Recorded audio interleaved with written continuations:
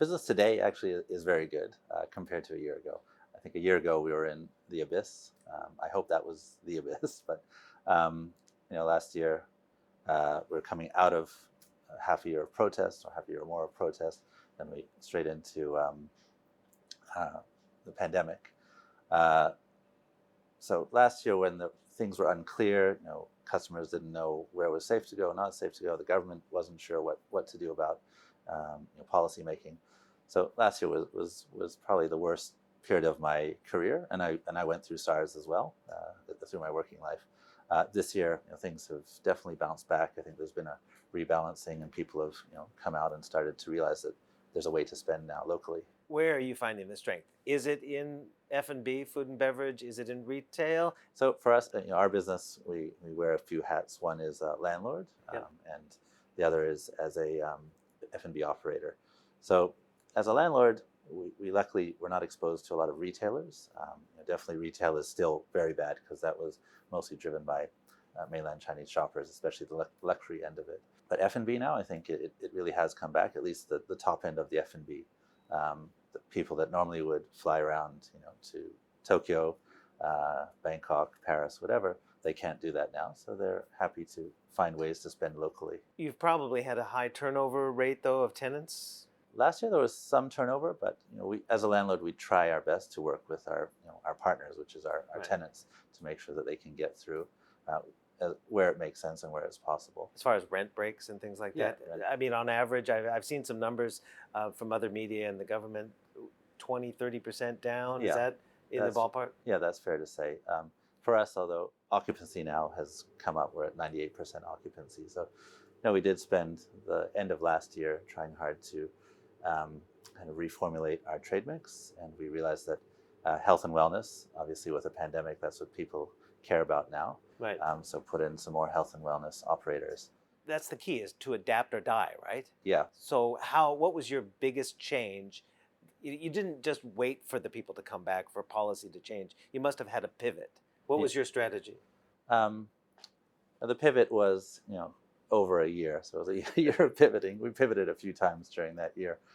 F&B was restricted and either not allowed to open or restricted from opening from normal hours for, I think, almost 280 days or something like that last year. So renting to F&B didn't really make sense until towards the end of the year, where some F&B operators decided to, I think, take a bet that, okay, rents have come down, things won't be closed forever.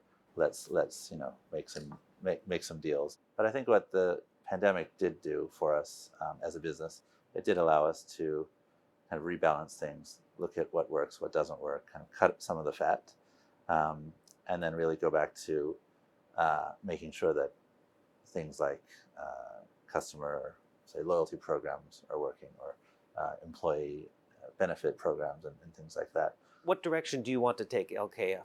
One is kind of physically, the physical environment, to kind of improve that, beautify that.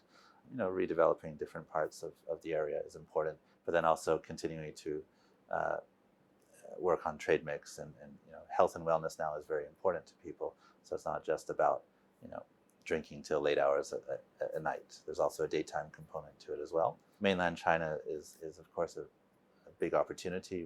We've been in Chengdu for the past 12 or so years. Shenzhen, we have a project under construction now, hopefully opening later this year. So how much is your father still involved? He's the chairman of LKF. He is the brainchild of all of this. Well, he's still very, very involved. He's an old school entrepreneur. He grew up in the business. Yeah. He doesn't have any hobbies except work, so so it's pretty straightforward. He's still very involved, and he likes to especially get involved on the creative side of things and the planning and especially kind of design, architecture, things like that. He comes from the fashion business, so that's important for him. Did he strong-arm you to come on board and take over from him? I come from a small family. It was me and my sister. I've had a great upbringing, and I watched my father and my mother build the business, and I thought it was important to enter the family business and then to help to grow it and take it to the next level and the next level. Allan Zeman is a character. Sure. Your dad is a character.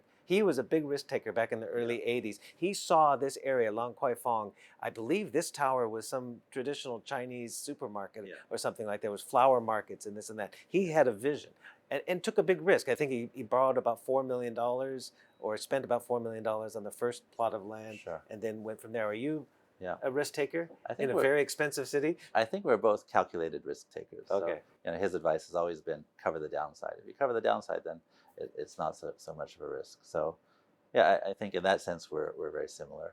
And for myself, bringing my own kind of way of doing things, I think is important. I grew up in Hong Kong, so I speak fluent Chinese, and I understand the market very, very well. I went to school in the U.S., then came back and kind of brought a new way of thinking, and went through different parts of the business and kind of carved out little projects and made those grow. And then also wanted to really systemize things. So taking this entrepreneurial kind of beast and taming it a little bit and bringing systems in, because with systems and good communication in a business, then we can grow. Right. So I think that was important for me from an early age. What legacy do you hope your family will leave on Hong Kong? I hope that our family can show Hong Kong, there's a good way to do business, right? It's not all about the last dollar. It's not all about squeezing everything you can out of things. So as a landlord, we have a pretty good reputation in Hong Kong, which is good. There's some other good landlords here, which is nice. And we always look to develop people. So people that come to work for us. My father's always very proud that some of them have worked for us for 20 years or more. And they started in like the mail room, right? and kind of worked their way up, which is exactly what my father did. Someone, he was selling dresses, and someone gave him a break, and then he kind of worked his way up. So I do hope that we can continue to bring that kind of legacy to Hong Kong, and also bring happy memories in places like Lan Kwai Fong.